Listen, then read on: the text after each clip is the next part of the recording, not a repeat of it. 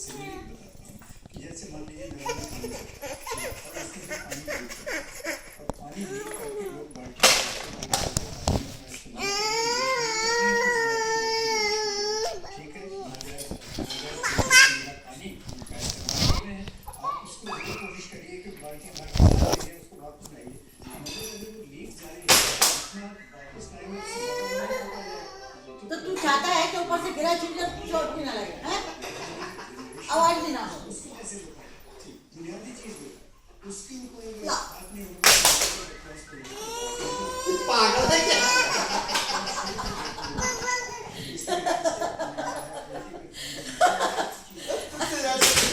पागल है क्या?